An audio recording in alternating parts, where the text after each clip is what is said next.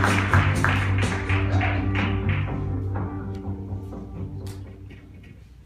my name is Sheldon Jordan, and I'm here to talk to you about antibiotics.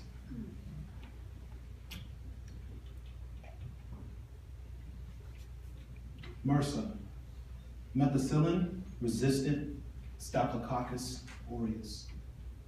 While many of you may not actually know what MRSA stands for, many of you do understand the implications.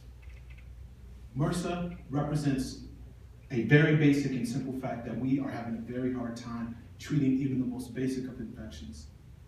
In fact, this year, the United States Centers for Disease Control said for two particular disease areas that we may actually be entering into what they call the post-antibiotic era. So when I say post-antibiotic era, what does that mean? Well, for somebody that has TB, their only options are black box or highly R&D drugs, or no option at all. So as we think about antibiotics, we know that there's a real global need. As I said, MRSA is one. As you think about TB, and there are many others, it's clear that we need to really focus back on antibiotics. And the reason why we have to do this is because these bugs are just evolving too fast.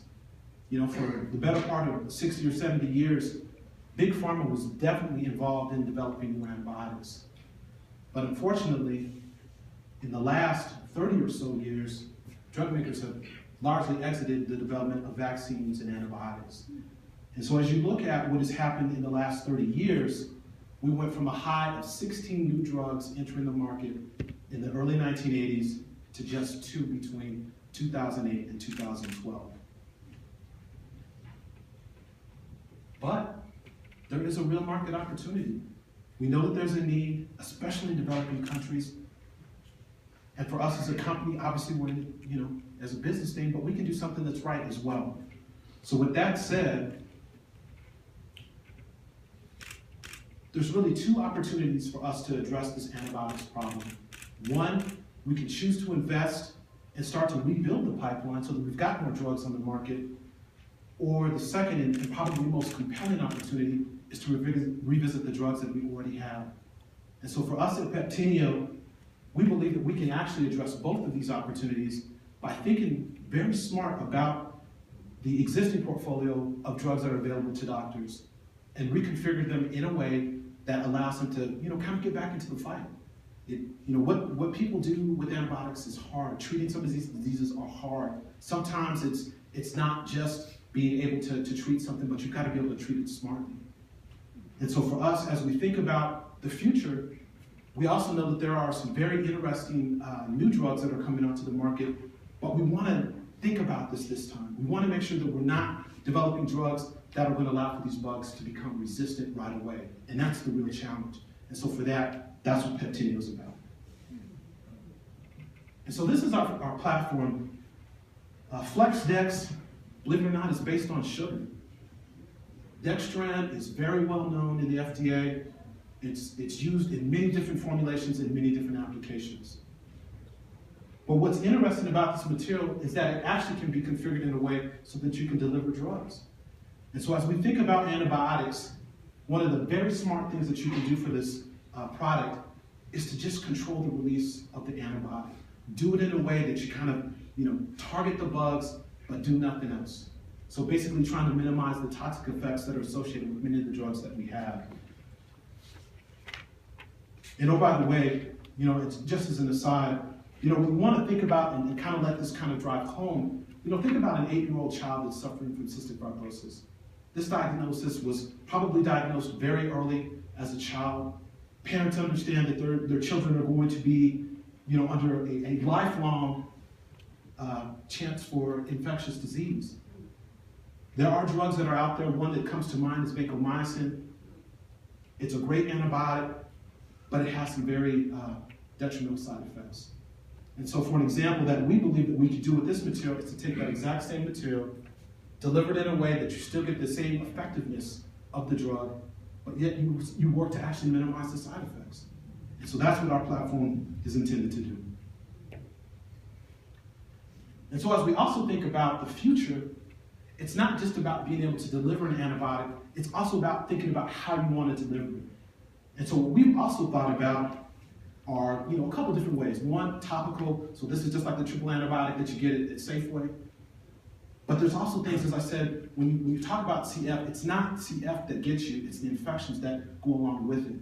And so for us, we can also configure the exact same material, dextrin, so that you can deliver drugs safely into the lung. And then the last one is sub-Q, and that just basically talks about this idea of, if you all can recall, being on amoxicillin, it's 2 or 3 pills a day for over a week. We all have compliance issues. It's funny, you look at that bottle at the end of the week and you're like, but I still got 3 in here. What happened? So imagine, if you will, instead getting 1 shot at the beginning of the week and you're done. That's the opportunity that FlexDex offers. So why peptiNEO?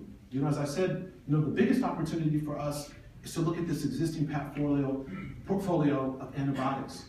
And one of the interesting opportunities around that is the fact that we can take advantage of all the FDA approvals, all of the R&D, integrate it with our material, and then bring the drug right back out to market in a much shorter duration.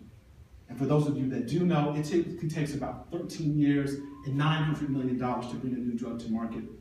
We're talking about bringing something out in less than 30 months. And oh, by the way, there are international and national incentives. The White House 2 months ago issued an executive order on antimicrobial resistance, and they and others throughout the world are trying to get us to get back into the business of making new antibiotics.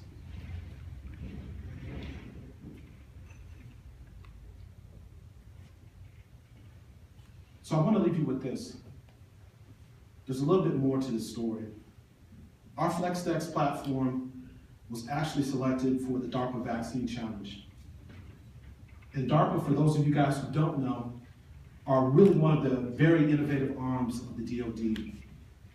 Their stated goal for the Vaccine Challenge was to detect any unknown pathogen and vaccinate somebody within 7 days. Out of all the materials that were slated for this opportunity, our platform was the one that was chosen.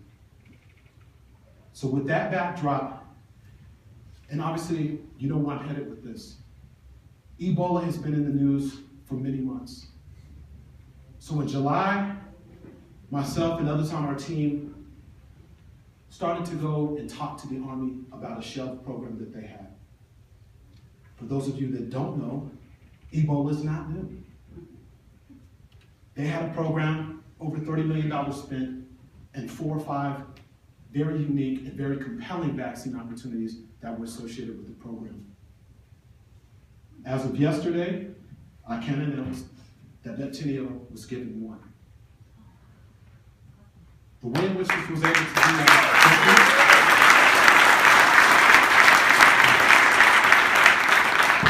the way in which this was done was really through our Senate delegation. I cannot thank Senator Udall's office enough. Fern Goodhart, Matt Padilla, so I'm sure some of you guys know who they are, worked very hard to get us some very high-level meetings. And I've been in DC for the last 3 months and actually just got back yesterday. But just so you guys know, there's going to be at least 1 more very compelling drug, or vaccine I should say, for Ebola. And this one was close to the finish line. And that's what we're here to do. Thank you.